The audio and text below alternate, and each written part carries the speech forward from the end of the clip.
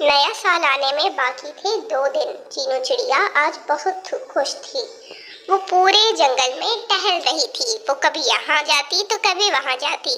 उसकी नजर एक तोते पर पड़ती है जो कि नशा कर रहा था। ये देखकर चीनू चिड़िया खुद से कहती है, अरे ये पक्षी क्यों नहीं बदलते? साल तो हर साल बदलते हैं। फिर कुछ आगे जाकर चिड़िया की नजर पड़ती है एक चिड़िया पर जो कि जंगल में झाड़ू लगाने का काम किया करती थी। चिड़िया उसे भी हैरत से देख रही थी। अब इसी तरह चीनू चिड़िया बहुत से पक्षियों को देखती है। वो उड़ते हुए जा रही थी और पक्षियों को देख रही थी। उसका पूरा दिन इसी में गुजर जाता है और रात हो जाती है। रात के वक्त चीनू चिड़िया थक कर घर आती है और सो जाती है। चीनू चिड़िया की ख्वाहिश थी कि वो पक्षियों को बदले, लेकिन जब तक कोई खुद ना बदलना चाहे कोई दूसरा बदल नहीं सकता। अगले दिन तोता चिड़िया के घर आता है तो चिड़िया उससे कहती है, अरे तोते भाई, नया साल आने में बाकी 1 दिन बचा है। अब मैं चाहती हूँ कि काश पक्षी भी खुद को बदले। पक्षी खुद को क्यों नहीं बदलते? इस तरह चीनू चिड़िया तोते से बात करती है। अगले दिन चीनू चिड़िया कबूतर के पास जाती है और उसे खत देती है। फिर इसी तरह तमाम पक्षियों को खत देती है। उस खत पर लिखा था, साल तो हर साल बदलता है, खुद को बदले। कुछ पक्षियों को ये पढ़कर उनकी आंखों में आंसू थे और फिर जंगल में नया साल भी आ जाता है और पक्षी उसे खुशी खुशी मनाते हैं। इस कहानी से आपको यही सीख मिलती है कि खुद को बदले।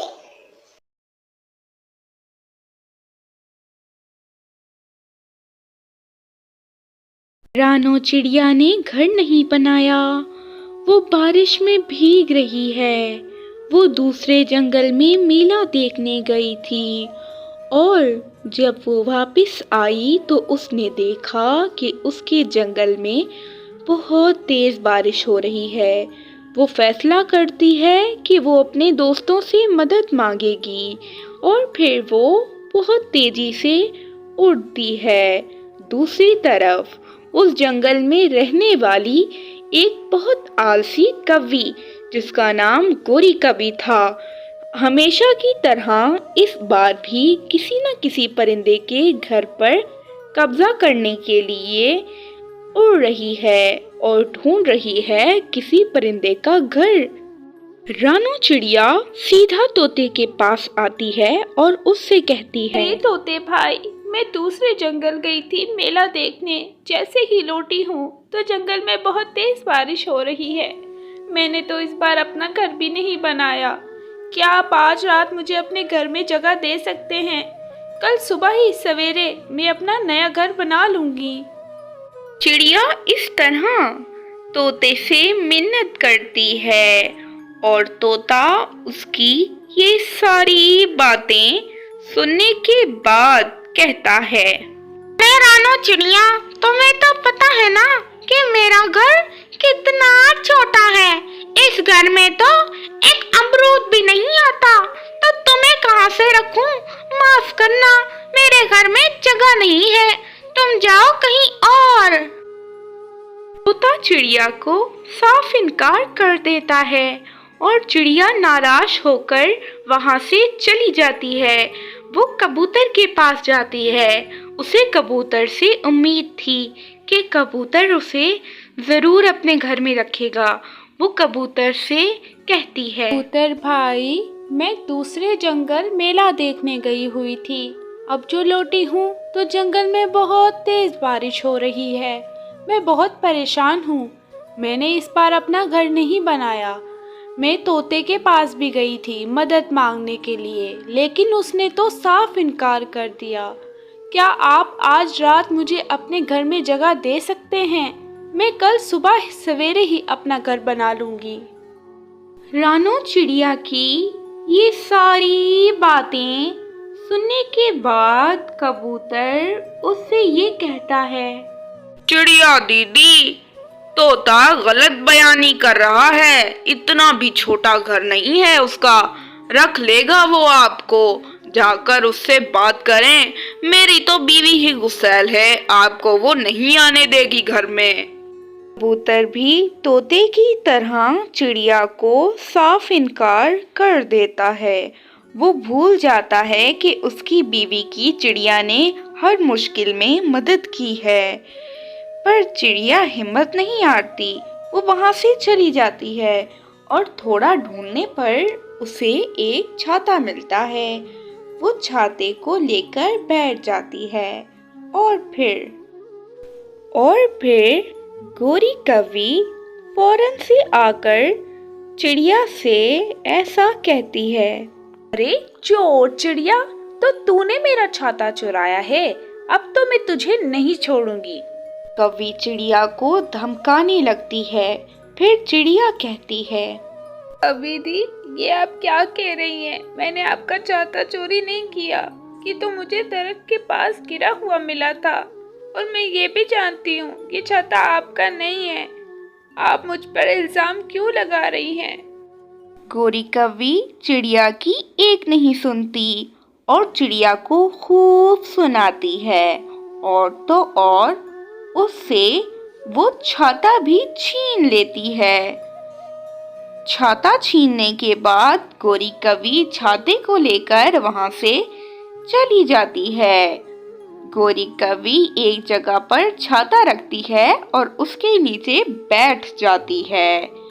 दूसरी तरफ चिड़िया बहुत मेहनत करती है और मेहनत करके काफी देर के बाद अपना एक पक्का घोंसला बना लेती है, जो बारिश से उसे महफूज रख सकता था। बस अब क्या था, दूसरी तरफ गोरी कौवी के पास एक चील आ जाती है, क्योंकि वो छाता दरअसल इसी चील का था। वो बहुत गुस्से में आ जाती है कौवी के पास वो छाता देखकर। वो कहती है, अच्छा, तो यहाँ पर है छाता चोर। तो तुमने हिम्मत की मेरी यानी के शानी चील की छाता चुराने की। अब तो तुम्हारी खैर नहीं है बच्चों, तुम्हें अभी सीधा करती हूँ, तुम रुको जरा। अब क्या था, अब गोरी कौवी की सारी हड्डियां वो चील मार मार कर तोड़ देती है और जिंदगी भर के लिए गोरी कौवी को शानी नाम याद रह जाता है।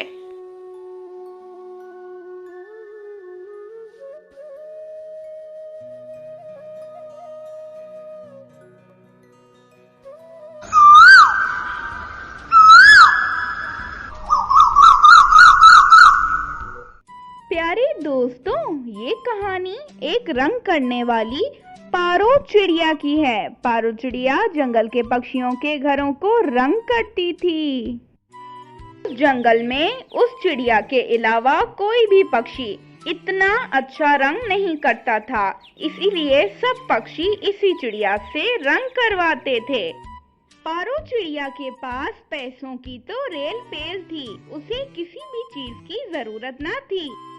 उसी जंगल में एक कालू कौवा भी रहता था। वो कालू कौवा अपना कोई काम खुद न करता था। उसे भूख लगती तो वो पक्षियों के भोजन को चुरा कर खा लेता, और तो और हर किसी से लड़ता झगड़ता।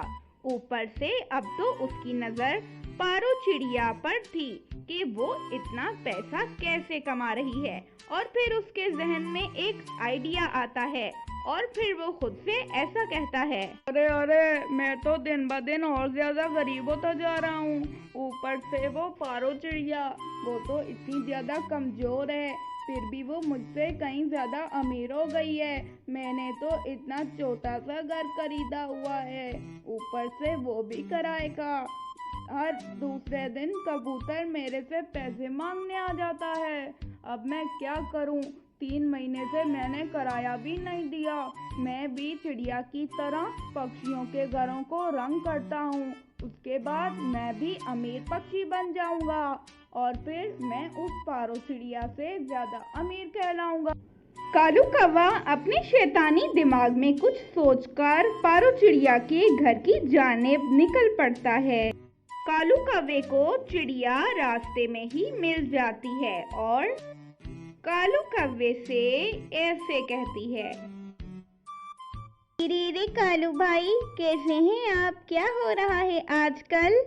अरे अरे पारो चिड़िया, ये क्या बोल रही हो तुम? मैं कैसा हो सकता हूँ जिसके पंखों में एक दाना भी ना हो? अरे पारो चिड़िया, तुम मुझे अपना भाई कहती हो तो अपने भाई की मुश्किल वक्त में मदद भी करो, तुम मुझे काम दिलाओ। चिड़िया ने अपने पैर से कालू कौवे को दे दिए और इस तरह कालू कौवे की मदद की। और फिर कालू कौवा जैसे ही चिड़िया से पैसे लेता है तो फौरन से अपने पर फड़फड़ाते हुए वहां से उड़ जाता है। कालू कौवे के पास पैसे तो अब आ गए थे। कालू कौवे ने ये भी सोच लिया था कि वो सस्ता रंग खरीदकर पक्षियों के घरों को महंगे में रंग करेगा और जल्दी ही अमीर बन जाएगा और एक अमीर कौवा कहलाएगा। कालू कौवा पक्षियों के घरों को रंग करने के लिए बाजार से सस्ता सा रंग लेकर आ जाता है। पैसे तो कालू कौवे को चिड़िया से मिल गए थे। पारो चिड़िया से पैसे लेने के बाद कौवा जी ने रंग भी ले लिया था। अब उसने सब पक्षियों को एक जगह पर जमा किया और उन सभी पक्षियों से कहा कि वो उससे रंग करवाएं, क्योंकि अगले 2 हफ्ते तक कालू कौवा पारो चिड़िया से कम दाम में पक्षियों के घरों को रंग करेगा। हकीकत में कालू ने तो बहुत सस्ता और गंदा रंग खरीदा था। अगर वो सस्ते में भी बेचता तो भी उसे फायदा होता, जबकि पारो चिड़िया तो महंगा रंग खरीदकर, अच्छा वाला रंग खरीदकर पक्षियों के घरों को अच्छे से रंग करती थी। कालू कौवे की बातें सुनने के बाद सारे पक्षियों की चोंचें खुल जाती हैं और सारे पक्षी इस बात पर कहते हैं कि वो कालू कौवे से ही इन 2 हफ्तों के अंदर रंग करवाएंगे। और सारे परिंदे कालू कौवे को अपने अपने घर पे रंग करने का ऑर्डर दे देते हैं। कौवा जी तो बहुत ही ज्यादा खुश हो रहा था। बस फिर क्या था, अगले दिन से कालू कौवा जंगल के सारे पक्षियों के घरों को रंग करना शुरू कर देता है। रंग तो कालू कौवे ने वही इस्तेमाल किया था जो कि उसने सस्ता खरीदा। कालू कौवे के पास बहुत सारे पैसे जमा हो गए थे और वो खुश था बहुत, और वो खुद से ऐसा कहता है, हा हा हा हा, मेरे जंगल के पक्षी तो बहुत ही बेवकूफ़ हैं। मेरे पंखों कैसे बेवकूफ़ बन गए। मेरे पास तो अच्छा पैसा आ गया है। अब मैं अपने लिए भी कुछ ही वक्त में घर खरीद लूँगा। बस कुछ ही पैसे की ज़रूरत है। अब मैं इसी तरह रंग करता रहूँगा। जब से कालू कौवे को चिड़िया ने पैसे दिए थे और कालू कौवे ने इस तरह गंदा माल खरीदकर पक्षियों के घरों को रंग करना शुरू किया था, बेचारी पारो चिड़िया के पास कोई भी पक्षी रंग करवाने नहीं आया था। उसका सारा भोजन खत्म हो जाता है और वो ये फैसला करती है कि अब वो साथ वाले जंगल में जाकर पक्षियों के घरों को रंग करेगी ताकि उसे कुछ पैसे मिल सकें। रात को बारिश भी हो जाती है। बारिश तो बहुत तेज हो रही थी। जंगल के सभी पक्षी बारिश को खूब एंजॉय कर रहे थे। उन्हें तो ये बारिश बहुत अच्छी लग रही थी, लेकिन उन्हें पता नहीं था कि उनके साथ होने क्या वाला है। बारिश तो रुक चुकी थी। सुबह का वक्त था। सब पक्षी कौवा जी के पास जमा थे कि उन सबके घरों का रंग खराब हो चुका है, मतलब कि रंग उतर गया है।